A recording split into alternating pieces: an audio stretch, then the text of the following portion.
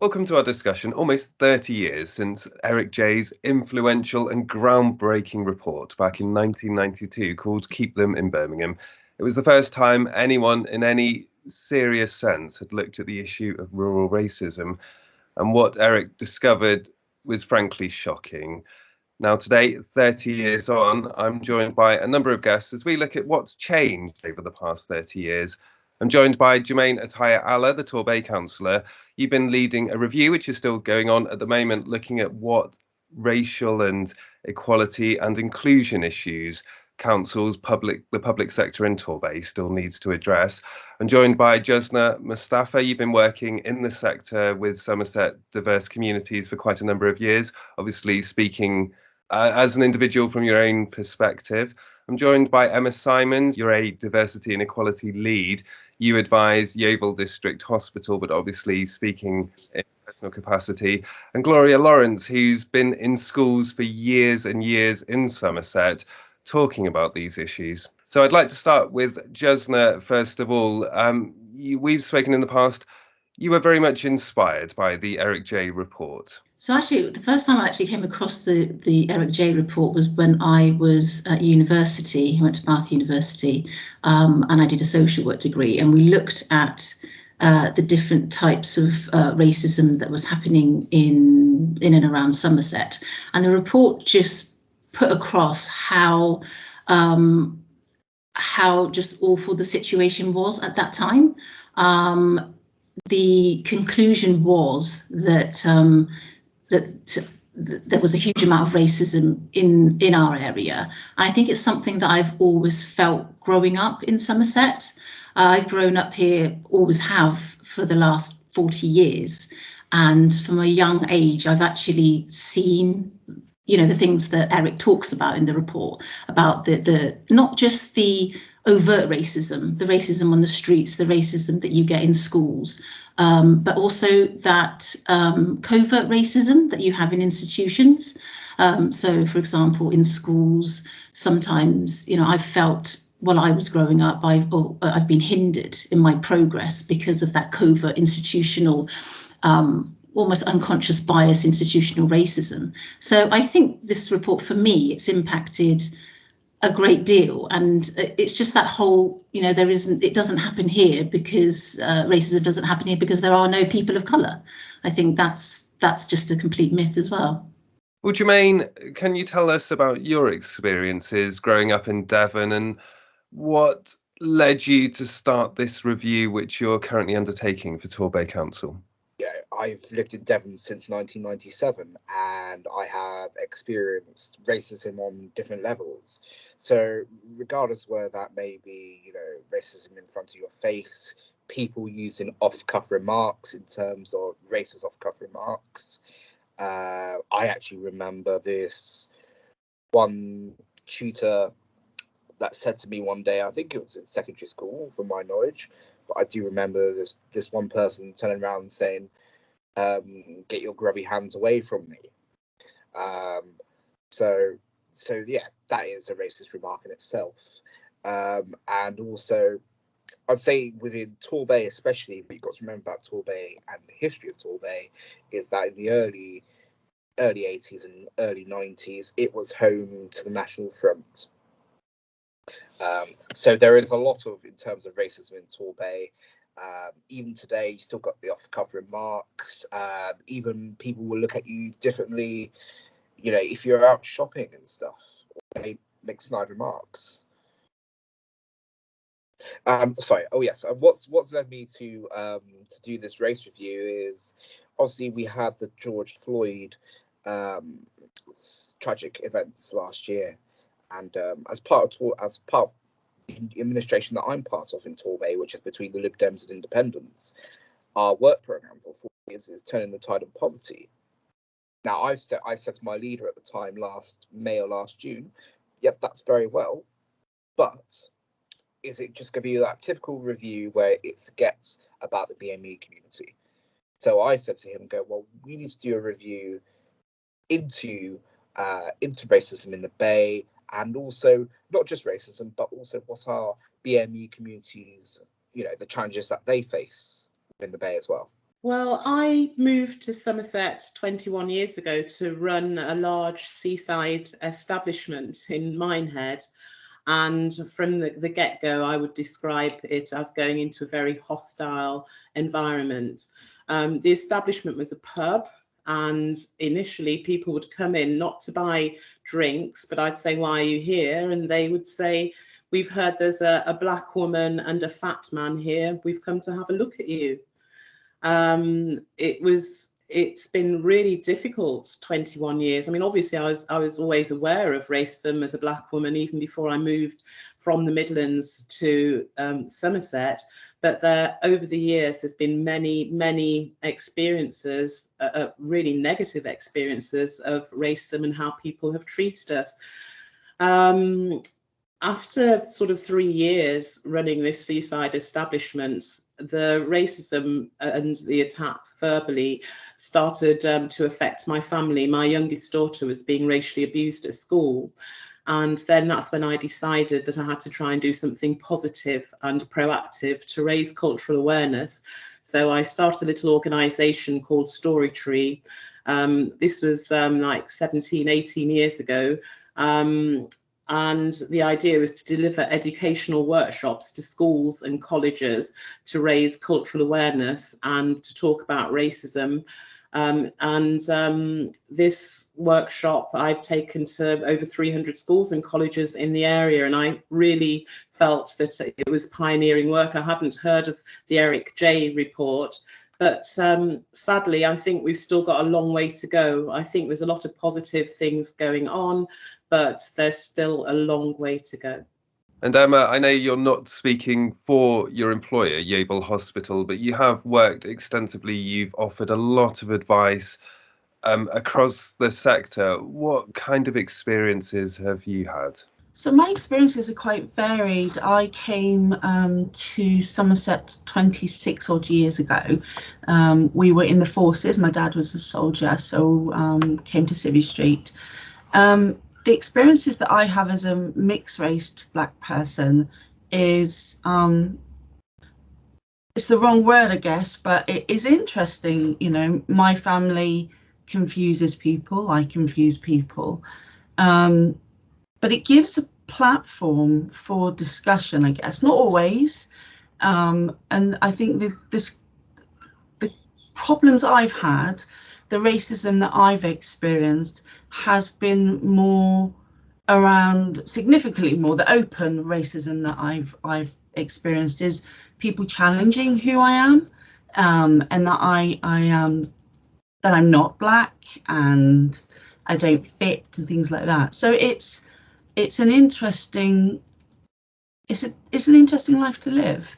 In regards to what I do, you know, I am a EDI lead.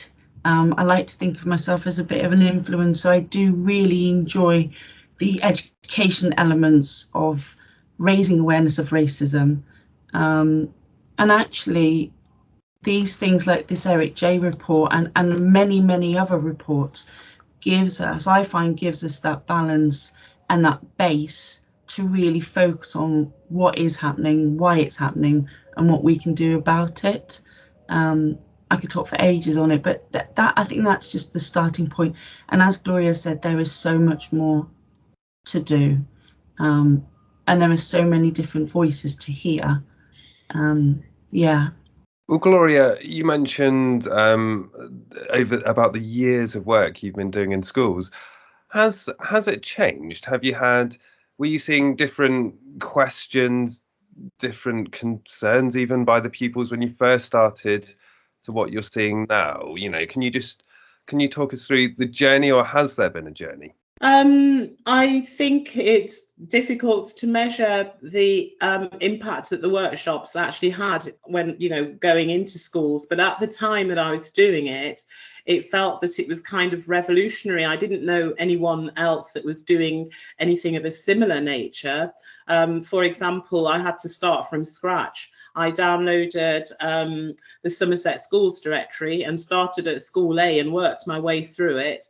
I took my ideas and pitched my ideas to heads of schools, and then the bookings started coming in, and I did my first 6 workshops, and they sent someone from Somerset County Council had heard of the work that I was doing, so they sent an observer, and he said I would like this in all the schools. So I think that was really positive that the county had recognised that they were lacking in that area. But also, I do believe it's also because Ofsted had picked up that although children in the county saw black and brown faces, they weren't sure why we came to be here. And that's why I developed the workshops, which were like whole day, whole school experiences, to talk to children about where we'd come from. My parents were from the Windrush generation,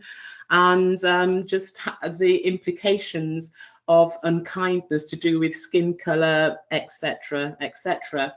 The County Council then asked me to develop another workshop, which I called Diverse Britain, which is like my family's journey from the Caribbean, the Windrush generation, to the present day, and that's been also well received, and I think has benefited people. But once the funding had gone, these particular workshops were not as popular because the emphasis had changed to other areas. Jasna, through your many years of experience in Somerset, have you seen changes? Have you seen things maybe start to improve? I think from my perspective, after the Macpherson report came out in 1999, there was a lot of input from central government and local government as well into things like race equality councils.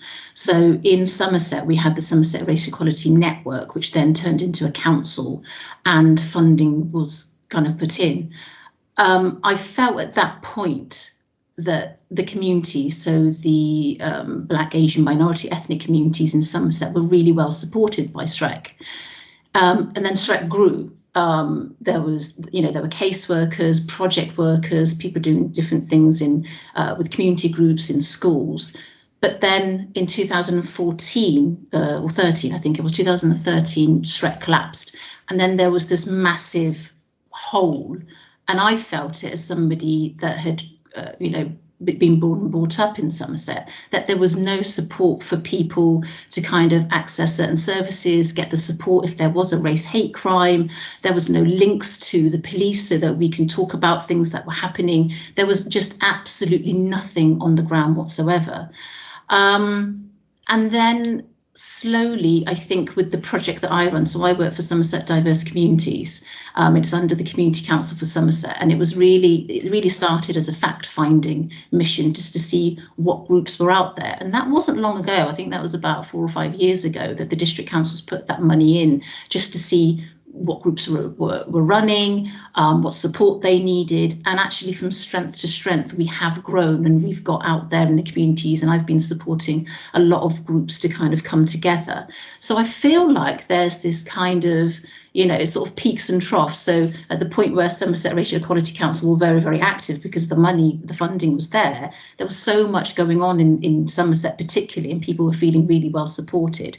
That then went, and then there was nothing. And slowly, it's coming back. But I think there are some amazing individuals out there that are still there that want to make those changes. But then you get other things, like politics comes to play. So things like Brexit happens, and those conversations that people would whisper behind closed doors about, all them foreigners and, coming over here, taking our jobs, was then legitimised. People would talk openly about it.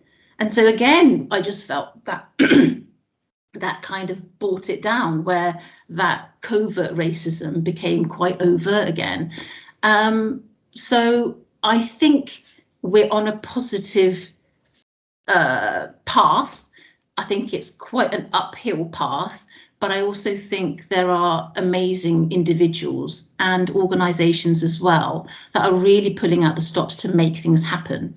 And I've been in my job for 2 years, and I've just seen, phenomenal increases in, the kind of grassroots community events or groups that are going on. We as an organisation have actually set up lots of different kind of projects to support the communities, and we have lots of multicultural events going on all around the county as well, just to bring people together, celebrate that diversity, so that people in the community link with people they would never have contact with through dance, music, food, and I think that's where we are. It's a shame that we're at that cusp, I guess, that we're trying to move on to anti-racism, but we fell back into kind of that multicultural type of work. And I'm really keen to kind of get that, multiculturalism is great, but we've got to be actively anti-racist. And I think we're getting there slowly. I'm positive for the future, but I think it's always going to be a struggle and always going to be an uphill battle, particularly when, equalities work is always put on the bottom, and then it's just sort of chopped off the end when it's about services that need to be provided for the community. But I've seen councils, district councils, are keen for things to happen. I set up a Yeovil Together event last August, and we had huge support from the district council to run that, and other organisations, and also from the community. And then when people heard about that and they weren't involved, they were saying, we'd like to be much more involved next year, and hopefully then it will be like a flagship event in Yeovil, like it is in Taunton, and there are other events all around the county. So yeah, I would say I'm quite positive. I'd like to bring in Jermaine at this moment. You've been grilling public bodies. What's been your impression of what you've seen? What kind of answers have you had? Yeah, so through the work of the race review panel in Torbay, as you were saying there, in terms of we've been questioning and constructively questioning other public sector bodies. And what we're finding, we started off with ourselves, Torbay Council.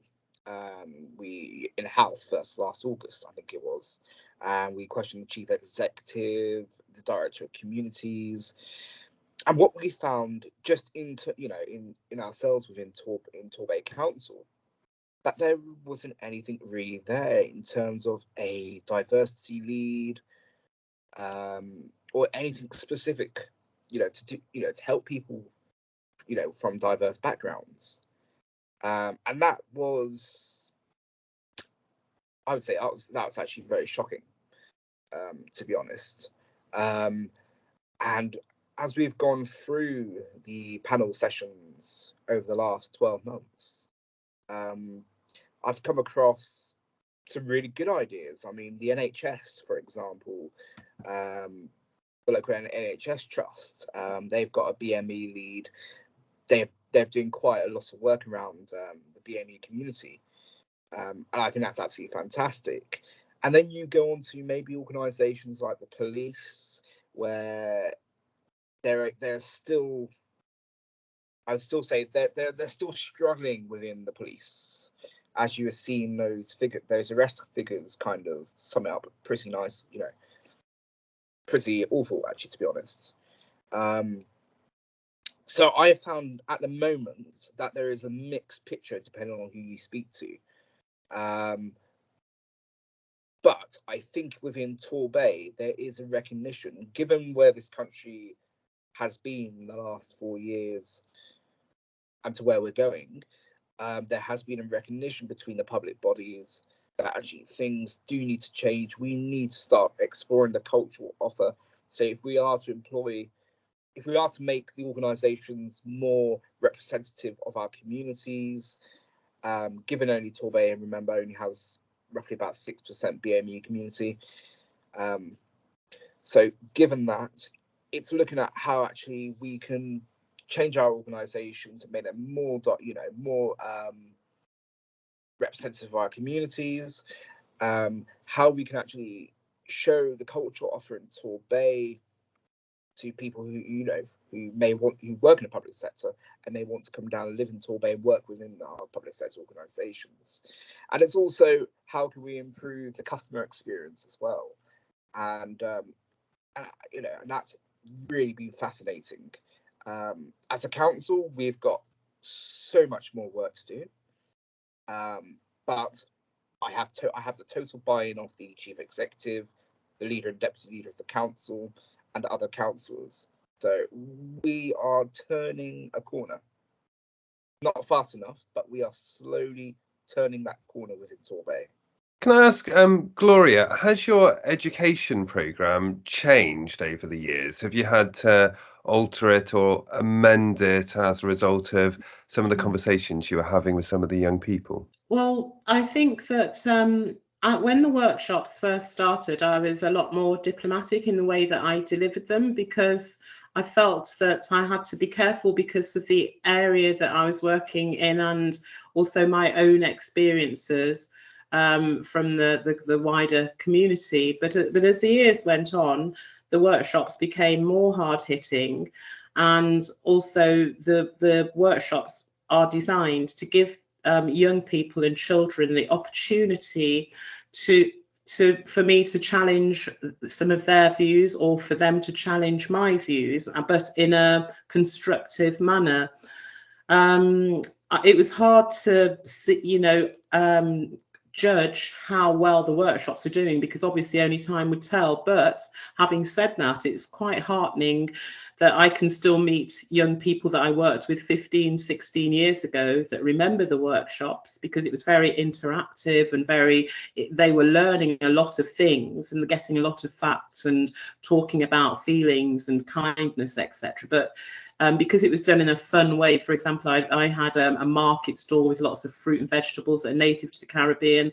I worked with a technician that was born with one hand, but he was a musician, and we'd record the children singing songs that I taught them, and they'd have a CD as a memento of the day. There was a lot of positive stuff that came out of that, and the feedback from schools was immense. But as Jasna mentioned, Brexit was looming, and the county council wanted to change the emphasis, and they wanted me to work in early years settings as opposed to secondary and primary schools.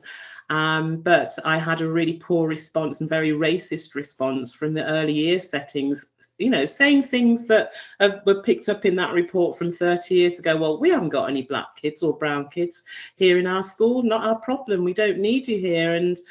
And so it went on, and I did become very disillusioned over that period of time.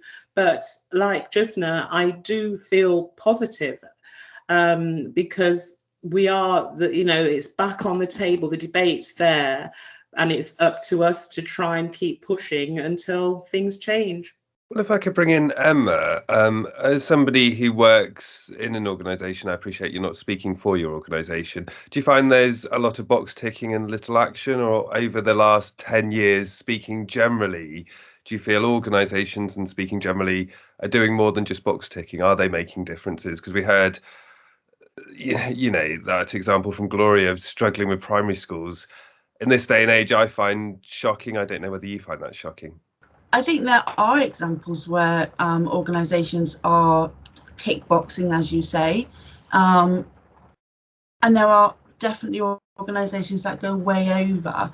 And I don't want to drag in my own, because it's my own opinions, but I really do want to stress, within Yeovil and within our sister, organisations, people that we work with as well, there's that push to actually work with our BME staff networks, and there's working with the community, and there's working with training packages, and there's looking at identifying where the areas of focus is needed. So if we look at leadership and development, if we can look at cultural intelligence, sensitivity, I personally develop bespoke programs, training programs, which might look at impactful language, and those are the things, even though it may not feel like it's a huge thing, all these things all together help support the anti-racist policies, commitments, help educate people and the organisation. Now, from my perspective, from what I've seen, not just from my own organisation, but other organisations, whether they be in the NHS or retail or government bodies, it needs to come from the top, and I'm seeing that a lot more. And people at that top level are asking the questions. They're having reverse mentorship, reciprocal mentorship. They're asking, what do we need to do? What are we not doing? How can we do it? So as both Gloria and Justna has said, I feel so much more positive about it. And yes, there is tick boxing, but there will be tick boxing until the questions are asked. And sometimes we as Black people have to support that and say, you're not doing this well enough. And there's the other side where we want our white executives, because we all know that there's very few Black people at that very top stage, very, very, very few. We want them to ask us or their staff or whatever. So to answer your question, yes, there will be. And no, I don't think that's the stopping gap of it. And I think there is significant improvements. And I think if we're working towards a better place to live and work and be, then we're definitely doing a better job of it. And Justna, in the Eric J report, he was very concerned that what structures did exist in 1992 needed to be built upon. From your experiences, there's just a lot of change. Are you worried that we haven't learned the lesson, we haven't focused enough organisationally on this issue, and we just seem to be going around in circles in some ways? It is changing. I think there is that momentum for change, but it takes a catalyst like, the George Floyd protests in the summer to keep bringing that onto the agenda for debate all the time. So although the policies and procedures are there in a lot of organisations because that's mandatory, it just gets, I feel, sometimes it's again, like Emma was saying, it's like a tick box exercise. It's just there. It's got to be done. But when there's something like a catalyst like that, people start talking about it again, or there's a new report that comes out and it energizes people to say, hang on a minute, what are we doing in our organisations? There are the policies there, there are the procedures there, but how can we implement those policies and procedures into our day-to-day life and into the working practices of an organisation? So I would say it's happening. I would say it's a shame that catalysts have to happen, but it's getting there. And again, it's not all doom and gloom. I feel like there's so many kind of positives for the future, just so many allies out there who are, from all sorts of different ethnicities and backgrounds, who are really positive about making those changes in our organisations and in society as a whole. So I would say, yeah, let's look towards the future. And Jermaine, we heard from Emma, who highlighted the fact that there's fewer people of colour in senior leadership positions, certainly in this area. That's something you've looked into, isn't it? That you've asked many of the people that have appeared on your panel why things are still, say, quite disproportionate. Yes, you are right, Andrew. It's something that has concerned myself and also the panel is, okay, we've got a lot of public sector organisations that are meant to represent the community, and yet we're finding that there is not a lot of BME representation at the top end. And this is something that, when you read up further on it, it's something like the police force, for example, they only have, their top leadership is 3% BME. And that's across the UK. So to me, it's very worrying. It's very worrying when you talk to these public sector organisations who are very keen to do something on helping our BME communities and listen to our BME communities, but yet they're not putting, people like myself and other members of the BME community, into senior leadership positions. Okay, well, I might ask each of you in turn, in 30 years' time, so we're on the 60th anniversary of this review, what do you think will realistically have changed? I'm really, really hopeful that there will be amazing kind of leaps and bounds that have happened, in the next kind of 30 years. But it just feels like we're forever pushing that agenda all the time, and just looking back as to how much has changed in the positive. There doesn't seem to be an awful lot on the face of things. So I'm optimistic. I want to remain optimistic. I'm a glass half full kind of person, and I see people who really strongly believe and, you know, put their money where their mouth is to make those changes. So I'm going to say that I'm optimistic. I want to be optimistic. I want to make this happen, but it will take the whole of society to make that happen. It just can't be, you know, those kind of lonely Black voices or people of colour or minority groups just saying the same thing over and over. We need the whole of the, you know, organisations, society, communities to come together and speak with the same voice. And when that happens, I'm not going to say if, when that happens, we're going to see some great changes, I think. In 30 years' time, I pray that there are changes, but I don't know how much there will be in the way of change. We've got to have people that are in the higher echelons find a way of setting a good example, prioritising and accepting and realising that there are people from minority groups that are suffering because of the way that society treats them or they're allowed to behave.